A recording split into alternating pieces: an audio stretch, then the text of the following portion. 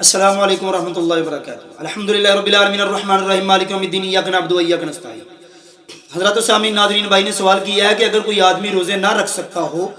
تو کیا وہ اپنے روزوں کا فدیہ ایک ہی دفعہ سب کو اکٹھے دے سکتا ہے؟ حضرات سامعین ناظرین، اللہ رب العالمین نے قرآن کے اندر ارشاد فرمایا فمن کان منکم مریضا او علی سفر فعدۃ من ایام اخر وعلی الذین یطیقونہ فدیۃ طعام مسکین،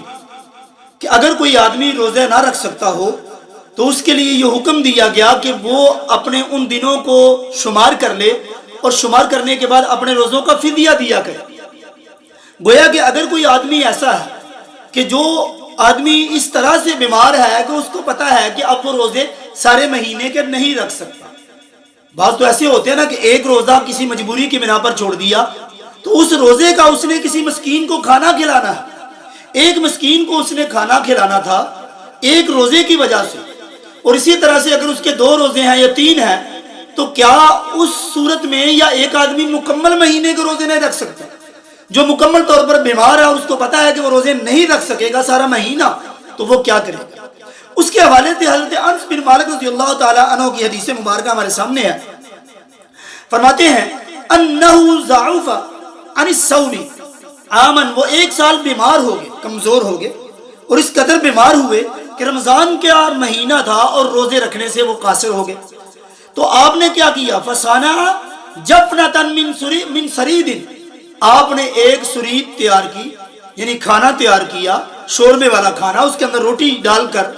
اب وہ زیادہ جب تیار کیا فدعا 30 مسکینا، انہوں نے 30 مسکینوں کو بلایا، اکٹھے ایک ہی دفعہ پہ ان مسکینوں کو بلا کر ان کو کھانا کھلا دیا۔ اب یہ حضرت انس بن مالک رضی اللہ تعالی عنہ سے حدیث مروی ہے کہ وہ بیمار ہوئے تو انہوں نے ایسا کیا تھا۔ اس حدیث سے یہ ثابت ہوتا ہے کہ اگر کوئی آدمی بیمار ہو اور بیماری کی یہ پوزیشن ہے کہ وہ سارا مہینہ روزے نہیں رکھ سکتا یا 10 دن یا 15 دن روزے نہیں رکھ سکتا، تو اب ایک دن روزانہ کھانے کی بجائے اگر ایسا کرنے تب بھی ٹھیک ہے، اور اگر وہ اتنے مسکینوں کو ایک ہی دفعہ پہ بلا کر ایک ہی جگہ پہ جمع کر کے ایک ہی دفعہ پہ سب کو اکٹھا کر کے ان کو کھانا کھلا دے تب بھی اس کی طرف سے فدیہ جو ہے وہ ادا ہو جائے گا۔ تو گویا کہ اس طرح سے بھی کہ اگر وہ روزانہ کے اعتبار سے یا جو روزہ اس کا رہ جاتا ہے اس کے اعتبار سے کسی مسکین کو بلا کر وہ کھانا کھلا دیتا ہے، یہ طریقہ بھی صحیح ہے، سنت سے ثابت ہے۔ اور اگر وہ اپنے روزوں کو دیکھتے ہوئے مکمل اپنی حالت کو دیکھتے ہوئے ایک ہی دفعہ پر ایک ہی جگہ پر بلا کر، جیسے ہمارے ہاں اکثر یہ بھی ہو جاتا ہے، اگر ہم نے کھانا کھلانا ہو 30 مسکینوں کو، ہم دیگ بنوا لیتے ہیں، چاول بنوا لیتے ہیں، 30 لوگوں کو بلایا، اور اس میں اب یہ یاد رکھے اگر ہم کھانا بنا رہے ہیں یا دیگ بنا رہے ہیں یا جو بھی ہم لوگوں کو بلا رہے ہیں، کھانا کس کو کھلانا ہے؟ وہ لوگ ہوں گے جن کو مسکین کہا جاتا ہے، وہ لوگ اس میں شمار نہیں ہوں گے جو مسکین نہیں ہیں، جو مسکین ہوں گے ان کو کھانا کھلائیں گے۔ یہ نہیں اپنے دوست احباب کو رشتہ داروں کو بلا کر بس سب کو کھانا کھلا دو،